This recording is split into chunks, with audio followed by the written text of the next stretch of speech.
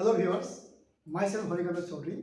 I am making this video to propose a framework of an alternative educational institute where we can have quality education at a low cost. I will be talking about basic education, that is up to class 10 standard. Okay. So before presenting the framework, let me begin with the current situation. As you know, presently there are two types of schools that are providing education to our students. One is under government sector, that is government school. Another is under private sector, is private schools. Okay. Then also we know that the quality of private school is better than the government school. Okay. One to exceptional case may be there, but on an average the quality of private school is better. Okay. But at the same time, the cost of private school is also very high. Okay. So if we observe the students' socio-economic status of both the schools, so we will observe a unique pattern. Okay, that is from which section people are sending their kids to these schools. So we will have some unique pattern, definite pattern. So let us say that we can distribute. This is our rectangle is our whole society. If we can distribute our whole society into 5 sections, normally the economists do this kind of exercise. They can distribute the society into different sections. Okay. Similarly, I am doing this one. So 1, 2, 3, 4, 5. These are the different sections of our society. Okay. Here one represents the poorest section of our society, and the group P or section 5 will represent the people who are the richest in the society.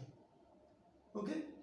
So once we move from 1 to 5, okay, that means we are moving from lower economic status people to the upper economic status. Now with this distribution, if you see the distribution, who are sending their kids to where? So we will find the super rich people and the rich people, they are sending their kids to private school for better education.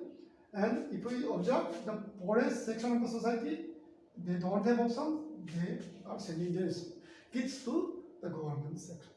Okay, they don't have any options. Okay, but if we say the group 2, okay, those who are above the poverty line, you can say that they are basically sending their children to the government school. 1 to case or very negligible number will be there who are sending their children to the private schools. Okay, and then in case of third group, okay, some people are sending, okay, to their children to the government schools, and some are sending their children to the private schools. And those who are sending their children to the private schools, they are always in financial crunch. Okay, if you observe their face, they will always in financial pressure. Okay, because due to the higher cost of education at private school. Okay, then this will basically reflect the distribution of the students of government and private schools. Now in the proposed model or framework, so what I am thinking, I am proposing an institution, new institution, say new school. Okay, the objective of this new school will be to provide quality education, and they will try to approach the quality of education to the private schools. Whatever quality private schools are providing, they will try to approach them. Okay, approach doesn't mean they will provide similar to the private school. No, they are trying to okay, as much as possible, we will try to achieve the quality which are provided by the private school. And in terms of costing, they will try to approach government schools. In government schools, cost is almost zero. It means that they will try to minimize the cost. That means what? In terms of quality, they will try to provide high quality. In terms of cost, they will try to minimize. Okay, but together these objectives, it is difficult to achieve simultaneously at the same point of time. Okay. Now in the proposed model, okay, what we can do, we can achieve both the objectives. How? Let me explain with a hypothetical example. Let us suppose that the average cost of a new school is per student is rupees 100. In that case, okay, government will say that, okay, your cost per student is 100, you collect 30 rupees from the parents only. So in that case, your loss will become minus 70. So what we will do, we will provide you some financial assistance. So that much financial assistance will be provided to you to cover your loss also, and you will get some amount. That means, say, government is saying, for example, okay, whatever your loss is there, we will multiply by 2 and we will provide you that much money. That is rupees 140 per students. Okay. Another situation, maybe 100. Schools may be asked to collect 40 from the parents. Okay. So in that case, 60 multiplied to 120. Here we can observe that if the schools are collecting more money from the parents, then the total financial assistance will be reduced. Okay, they will get lesser financial assistance. So it will pressurize the schools not to collect high tuition fees or admission fees, okay, from the parents. Okay, so that check and balance will be there in the system. So let us continue with the first example. Okay, so government is saying here your loss is 70, so we'll multiply, we are providing you double than your loss, that is 140.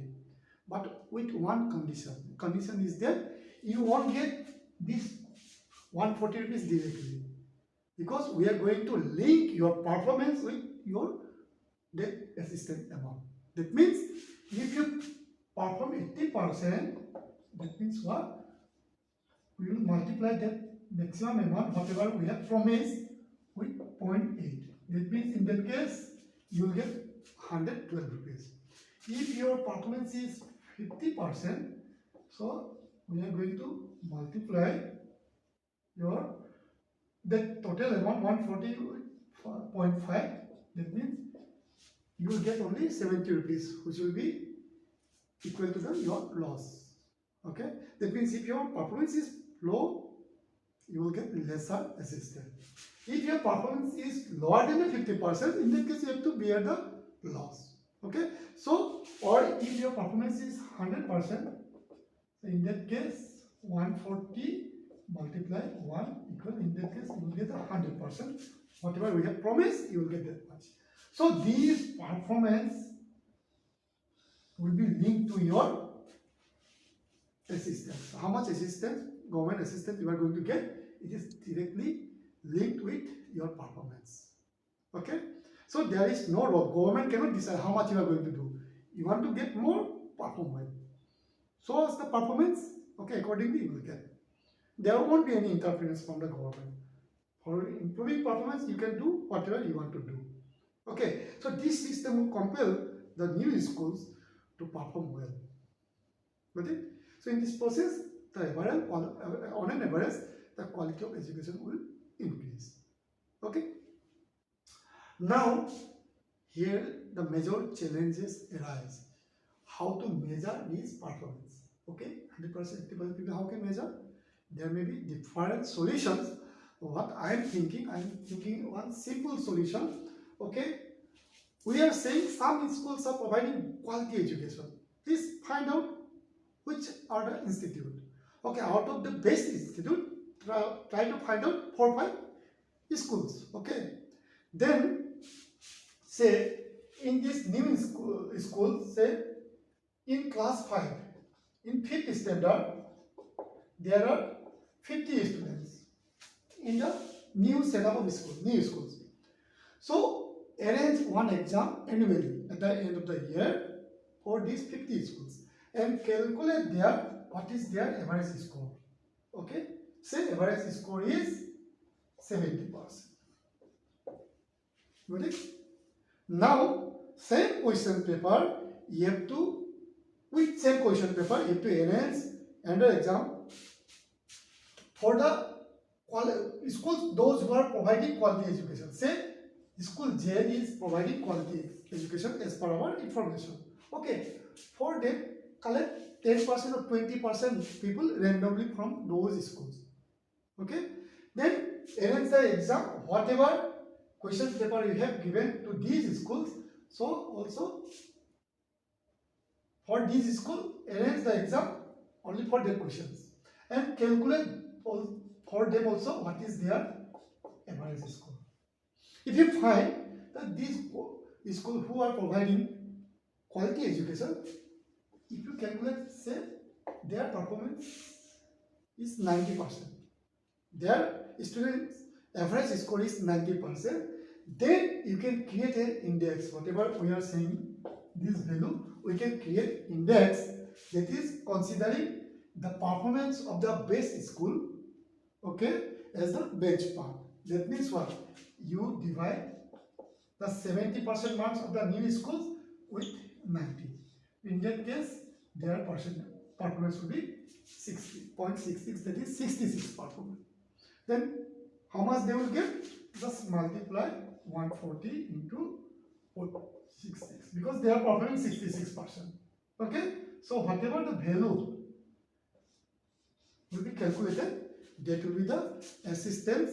That much amount will be provided to them as financial assistance by the government. Okay, if government helps or interfere in this case, okay, then what we observe, we can achieve a high quality education at a low cost. Why low cost? You think there won't be any government assistance. Then per students, these schools are spending 100 rupees. Okay, so to continue their their education, okay, so they have to collect more than 100 rupees, isn't it? So say they are collecting 120 rupees from the parents, because without getting profit they cannot run their schools. Okay, so in this case what happens? But if there is an assistance from the government, instead of collecting 120, they are collecting only rupees 30 in our example. That means what?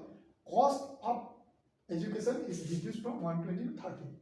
That's why I am saying, okay, from quality point of view, you impose the restriction, so it will improve their performance. And from costing point of view, your assistance will reduce the cost for the parents. So both the targets, quality and low cost, high quality and low cost, will be achievable if there is help from government to these new schools. So this is the framework, my model framework, you can say, I want to propose. If you like the concept, so you can give your comments, okay, in the comment box, or there may be loopholes, or you can highlight if you want to highlight the loopholes, okay, you can write in the comment box. So with these things, I would like to complete. Thank you for watching the video. Thank you.